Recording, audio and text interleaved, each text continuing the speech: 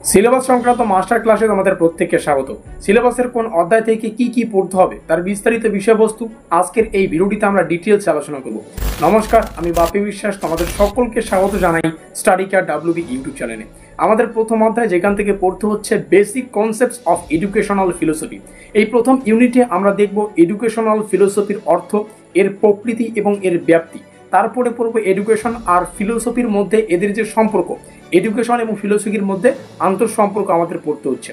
আর খুবই গুরুত্বপূর্ণ, এডুকেশনের এইমস সেটা কি কি, একটা ইন্ডিভিজুয়ালিস্টিক হতে পারে আর একটা হতে পারে সোশ্যাল এইমস। এই দুটো এইমস বা দুটো লক্ষ্যই আমাদের ভালো করে পড়তে হচ্ছে উদাহরণ সহ। এটাই হচ্ছে আমাদের প্রথম অধ্যায়ের ব্যাখ্যা। Unit 2 schools of philosophy. দ্বিতীয় ইউনিটে আমরা বিভিন্ন ধরনের ফিলোসফির স্কুল সম্পর্কে পড়ব।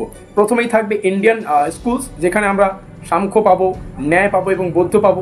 এরপরে থাকবে ওয়েস্টার্ন স্কুলস, যেখানে আইডিয়ালিজম পাবো, ন্যাচারালিজম পাবো, প্র্যাগমেটিজম পাবো। এগুলো বুঝে রাখলে তোমাদের এডুকেশনাল যে থিওরি, সেই থিওরি কিন্তু একদম ক্লিয়ার হয়ে যাবে। আমরা প্রবেশ করছি তৃতীয় অধ্যায়ে। তৃতীয় ইউনিট যেখান থেকে পড়তে হচ্ছে basic concepts of educational psychology.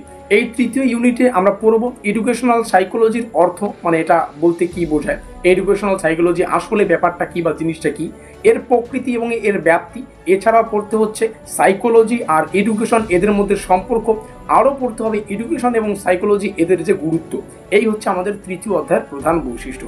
এই তৃতীয় অধ্যায় থেকে এই সমস্ত বিষয়গুলিকে আমাদের অত্যন্ত যত্ন সহকারে পড়তে হবে।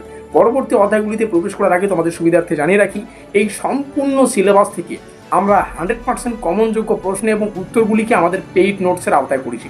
এক কথায় বলতে গেলে সিলেবাসের A to Z তথ্য আমাদের পেইড নোটসে তোমরা পেয়ে যাবে।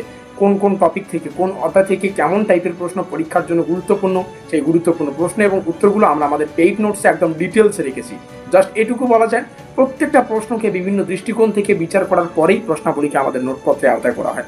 নোটপত্র সংক্রান্ত আরও বিস্তারিত তথ্য জানার জন্য নিচে দেওয়া যোগাযোগ নম্বরে যোগাযোগ করে নোটপত্রগুলো সংগ্রহ করতে পারো, পরীক্ষায় ভালো স্কোর করতে পারো। আমরা প্রবেশ করবো আমাদের সিলেবাসের পরবর্তী চ্যাপ্টার চতুর্থ অধ্যায়ে। Unit 4 growth and development. আর এই চতুর্থ ইউনিটটি খুব ইন্টারেস্টিং। এখানে আমাদের গ্রোথ অ্যান্ড ডেভেলপমেন্টের মধ্যে পার্থক্য, এই মূল পার্থক্যগুলো পড়তে হচ্ছে। সেই সঙ্গে এদের যে প্রিন্সিপালস এবং বিভিন্ন ডিটারমেন্টস, সেগুলো আমাদের পড়তে হচ্ছে। এরপরে জানতে হবে প্রধান 3টি ডেভেলপমেন্ট স্টেজ। যেমন প্রথমে আমরা ইনফেন্সি পাবো, তারপরে আস্তে আস্তে চাইল্ডহুড, তারপরে অ্যাডোলসেন্স। এই 3টে বিষয় আমাদের পড়তে হচ্ছে এবং এগুলোর ফিজিক্যাল, তারপরে সোশ্যাল, তারপরে ইমোশনাল আর কগনিটিভ ডেভেলপমেন্ট, এই যে বিষয়গুলো, এগুলোর ডিটেলস কিন্তু আমাদের ডিটেলসে পড়তে হচ্ছে। শেষ ইউনিট বা শেষ অধ্যায় হলো প্র্যাকটিকাম, যেখানে সেমিনার থাকবে, ফিল্ড প্র্যাকটিস সেশন থাকবে এবং এডুকেশনাল থিঙ্কার্সের যে বিষয়গুলো, এই সমস্ত বিষয়গুলো থাকতে চলেছে।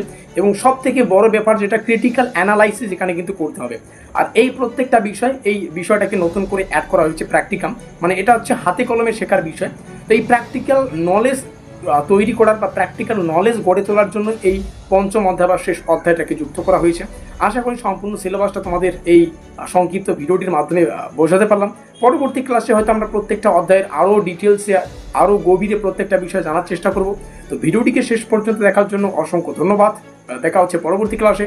ততক্ষণের জন্য keep learning, keep exploring. Thanks for watching.